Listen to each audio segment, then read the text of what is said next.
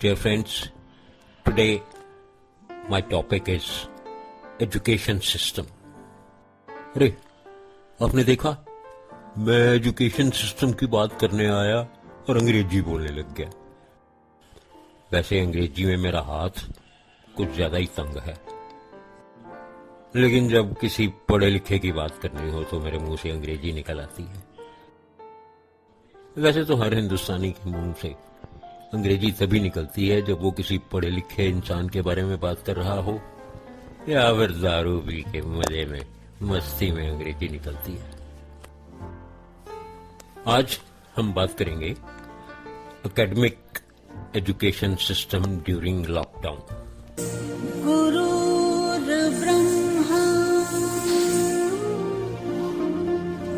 गुरुर्विष्णु।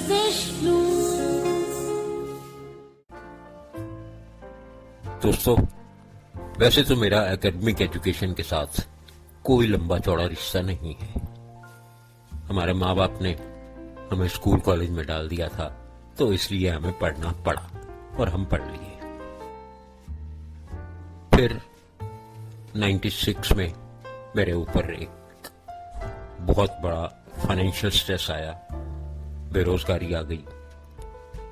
97 में मैंने हरियाणा में एक सीनियर सेकेंडरी स्कूल में जॉब ज्वाइन कर ली, नौकरी मिल गई और वहां मैं एडमिनिस्ट्रेटर का और कोऑर्डिनेटर का काम करता था। वर्किंग एरिया में मैं एग्जीक्यूटिव डायरेक्टर था। 3 साल मैंने जॉब की, फिर उसके बाद अपना एक छोटा सा स्कूल खोल लिया।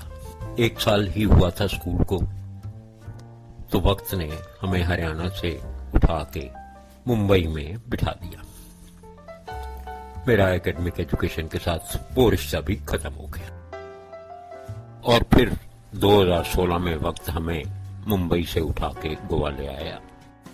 एकेडमिक एजुकेशन से तो मेरा कोई वास्ता नहीं रहा, लेकिन हाँ, जहां तक एजुकेशन की बात है, मैं आज भी रोज आप सबसे कुछ ना कुछ सीखता रहता हूं, क्योंकि मेरा मानना यह है, there is no age bar for getting education and even sky cannot be the limit to education.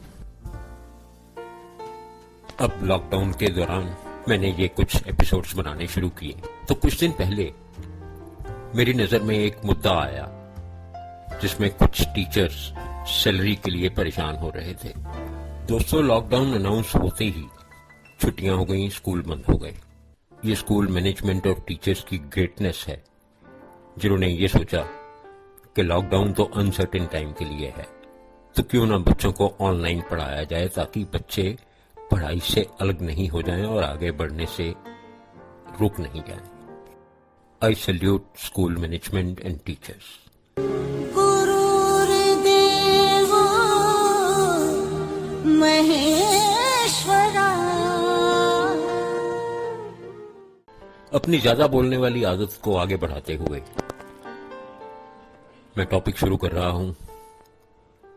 पहले इंसानों को 3 कैटेगरीज में बांट रहा हूं।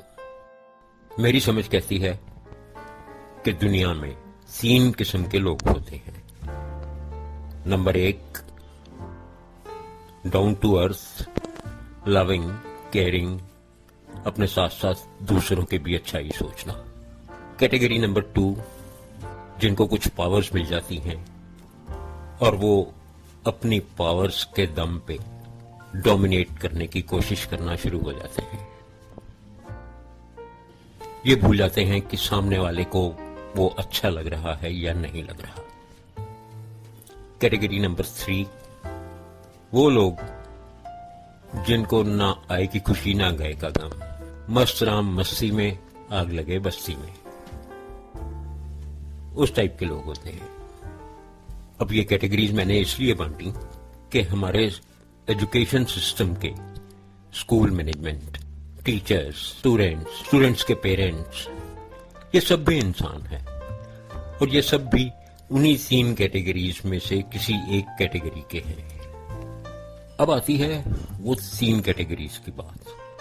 पहली कैटेगरी डाउन टू अर्थ वाली, जिसमें स्कूल मैनेजमेंट और टीचर्स ने मिलकर टाइम टेबल बनाना चाहा जिस टाइम टेबल के मुताबिक वो बच्चों को पढ़ाएंगे, मतलब ऑनलाइन क्लासेस लेंगे।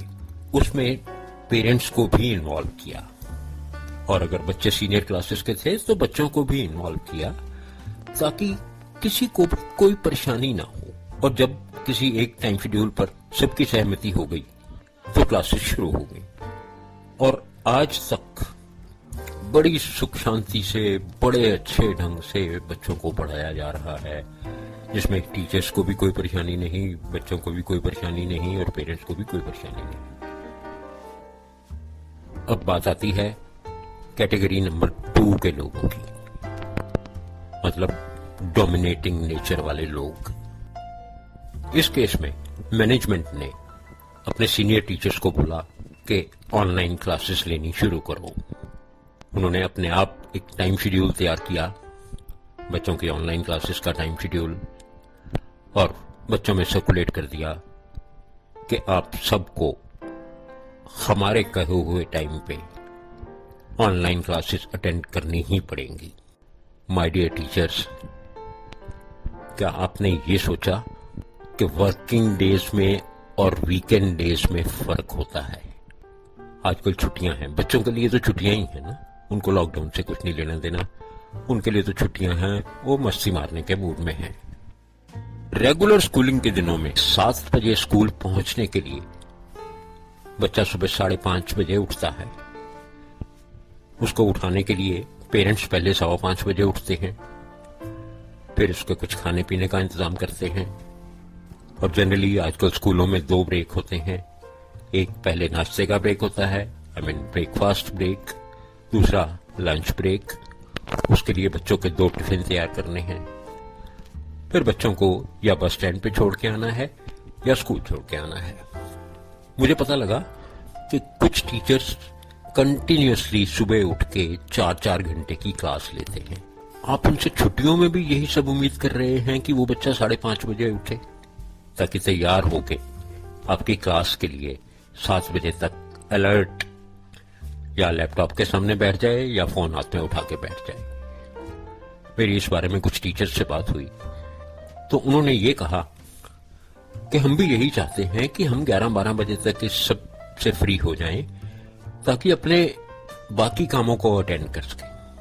मैं उन टीचर्स से पूछना चाहता हूं, अगर आपने ये टाइम शेड्यूल बच्चों से और पेरेंट्स से पूछ के सबकी सहमति से बनाया होता तो क्या आज वो बच्चे खुश नहीं होते, वो पेरेंट्स खुश नहीं होते? मैं एक बार फिर आपसे ही पूछना चाहता हूं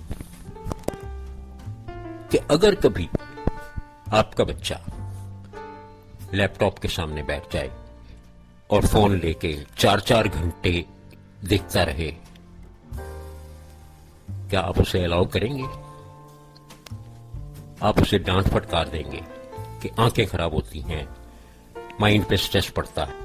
दूसरे पेरेंट्स तो यही चाहते हैं कि बच्चों की आंखें ना खराब हों, बच्चों के मेंटल स्ट्रेस ना आए।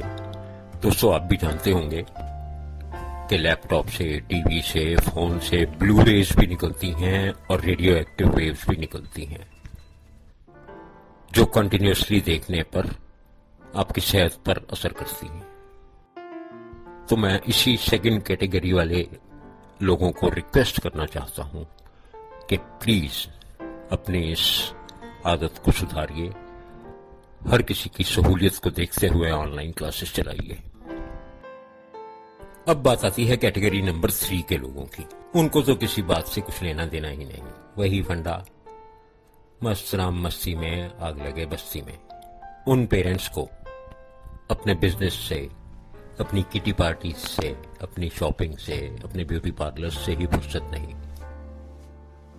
बस बच्चे पैदा कर दिए, थोड़े दिन का हुआ बच्चा किसी क्रेच में डाल दिया, उसके बाद 3-3.5 साल का हुआ किसी प्ले स्कूल में डाल दिया, और किसी एक की जिम्मेवारी बांध दी कि स्कूल की छुट्टी के टाइम पे इसको स्कूल से लेके क्रेच में छोड़ देना और मैं शाम को किटी पार्टी से वापस आते हुए उसको पिक कर लूंगी। उन लोगों को तो कोई फर्क ही नहीं पड़ता ऑनलाइन क्लासेस हो रही हैं या नहीं हो रही हैं, और अगर हो रही हैं तो किस तरीके से हो रही हैं, बच्चा क्लासेस अटेंड कर रहा है या नहीं कर रहा है, उनको कोई मतलब नहीं। अब बात आगे बढ़ती है असली मुद्दे की तरफ कि टीचर्स को सैलरी नहीं मिल रही। इस बारे में मेरी कुछ स्कूल मैनेजमेंट वालों से भी बात हुई। उनका कहना यह है कि हमें फीस नहीं आ रही तो हम सैलरी कहां से दें। दोस्तों, कैटेगरी नंबर 1 वाले इसलिए बहुत खुश हैं कि जैसी भी स्टडीज चल रही हैं, ऑनलाइन क्लासेस, वो सब उन्हीं की सलाह के बाद बनाए हुए टाइम शेड्यूल पर चल रही हैं, इसलिए वो लोग खुश हैं और वो फीस दे रहे हैं। कैटेगरी नंबर 3 के लोग, वो हैं सिर्फ रईस लोग, रईसों वाले स्कूल में बच्चे पढ़ते हैं उनके। उन्होंने ये सोचा हुआ है कि कौन हर महीने या 2 महीने बाद फीस जमा कराने जाएगा, पूरे 1 साल की फीस साल के शुरू में ही जमा करवा देते हैं। लेकिन दोस्तों, पहली कैटेगरी में और तीसरी कैटेगरी में बहुत गिने चुने लोग आते हैं, क्योंकि आजकल के जमाने में डाउन टू अर्थ लोग बहुत कम मिलते हैं।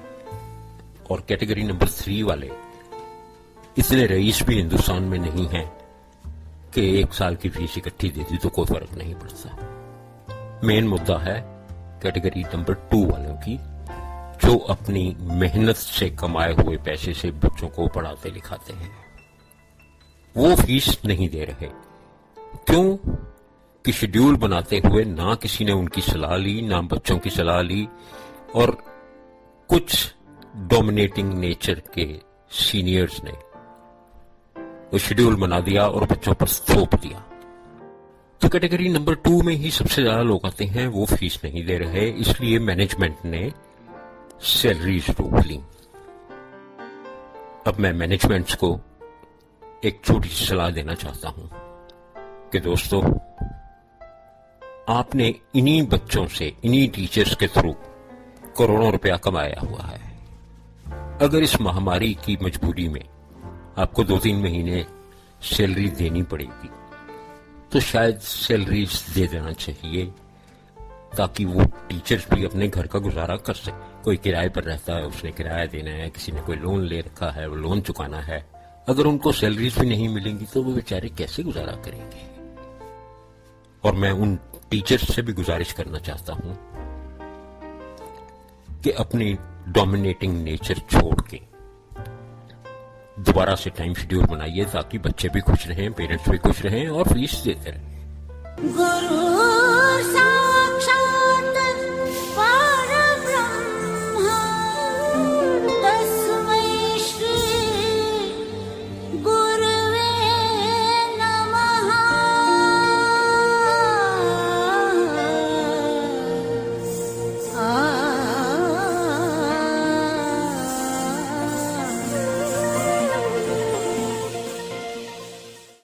दोस्तों, अब ये एपिसोड यहीं खत्म कर रहा हूं। अगले एपिसोड में फिर हाजिर होऊंगा एक बहुत ही इंटरेस्टिंग टॉपिक लेके। Thank you, God bless you, and I love you all.